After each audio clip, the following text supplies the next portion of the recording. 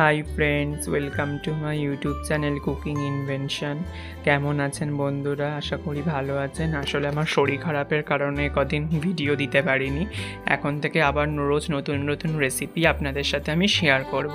তো আজকের পনিরের একটি নিরামিষ রেসিপি আমি আপনাদের সাথে শেয়ার করব। কিভাবে খুব কম মশলায় কম উপকরণে রেসিপি আপনারা তৈরি করতে পারবেন তা আমি আজকের এই ভিডিওতে দেখাবো। আমি এখানে প্রথমে 250 গ্রাম পনির, ফুল ক্রিম পনির ব্যবহার করেছি বন্ধুরা। আমি ভালো করে পিস পিস করে কেটে নিচ্ছি।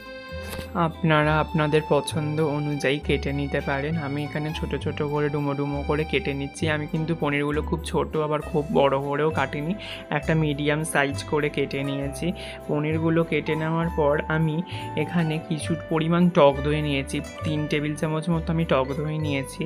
এই টক দইয়ের ভিতরে এবার আমি পরিমাণ মতো 1 চামচ হলুদ গুঁড়ো, 1 চামচ জিরের গুঁড়ো এবং 1 চামচ ধনের গুঁড়ো আর অল্প 1 টেবিল চামচ মতো সাদা তেল দিয়ে এবং স্বাদ মতো নুন দিয়ে খুব ভালো করে মিশিয়ে নিচ্ছি।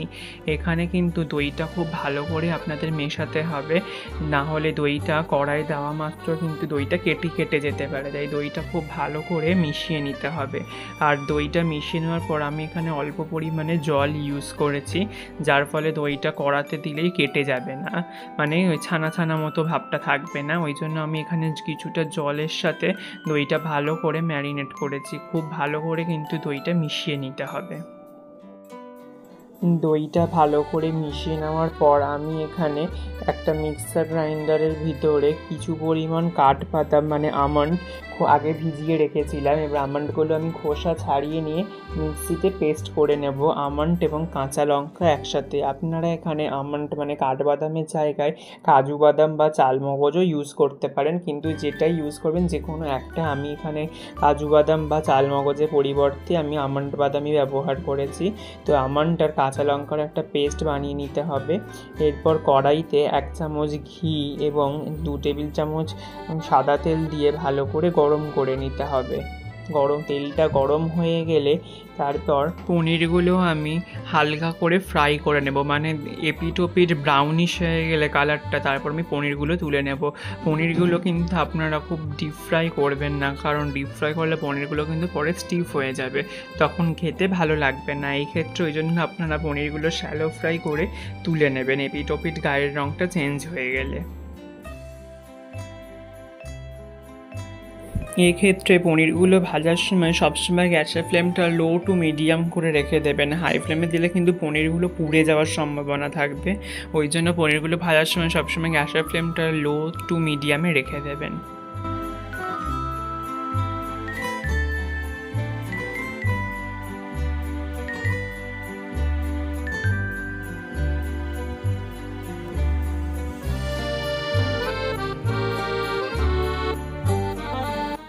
দেখুন বন্ধুরা, পনিরগুলোর কালার কেমন চেঞ্জ হয়ে গেছে, ব্রাউন হয়ে গেছে বলে পনিরগুলো আমি এবার একে একে তুলে নিচ্ছি। পনিরগুলো তুলে নেওয়ার পর আমি ওই কড়াইতেই 1 চামচ গোটা জিরে এবং কিছুটা গোটা গরম মশলা একটু থেঁতো করে নিয়ে কড়াইয়ের ভেতর দিয়ে ভালো করে ভেজে নিতে হবে, যতক্ষণ না গোটা গরম মশলার গন্ধটা ভালো করে তেলের সাথে মিশে যায়। আমি এখানে লবঙ্গ, এলাচ, দারচিনি ব্যবহার করেছি। এরপরে 1 চামচ আদা বাটা দিয়ে একটু নাড়তেই আমি ওই দইয়ের পেস্টটা যেটা করে রেখেছিলাম সেইটা দিয়ে ভালো করে মেশাতে হবে। কড়াইতে দইয়ের পেস্টটা দেওয়ার পর ওই দইয়ের বাটি ধোয়া একটু জলও দিয়ে দিতে হবে, না হলে কিন্তু মশলাটা খুব তাড়াতাড়ি পুড়ে যাওয়ার সম্ভাবনা থাকে। দেখুন বন্ধুরা, আমার কিন্তু দইটা একটু হালকা ছানা ছানা হয়ে গেছে, দইটা বুঝতে পারছেন কত ভালো করে দইটা ফেটাতে হবে।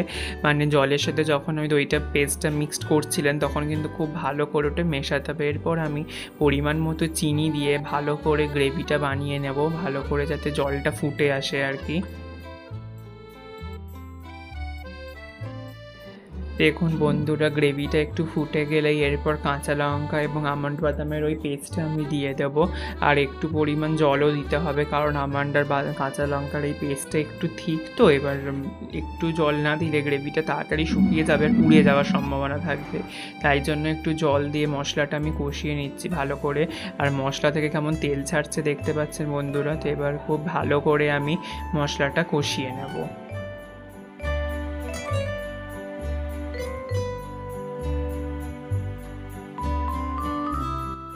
মশলাটা খুব ভালো করে কষিয়ে নেওয়ার পর অল্প পরিমাণে জল দিয়ে ভালো করে এবার মশলাটা ফুটিয়ে নিতে হবে।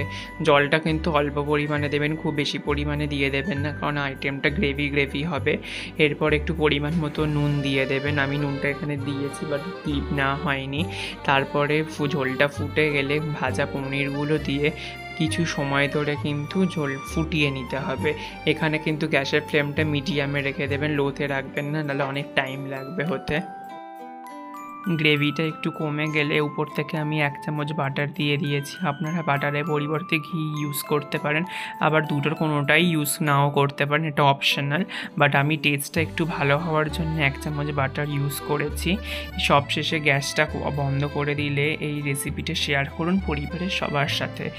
আমার এই রেসিপি যদি আপনার আজকের ভালো লেগে থাকে তাহলে লাইক, কমেন্ট, শেয়ার আর সাবস্ক্রাইব করে আমার পাশে থাকবেন।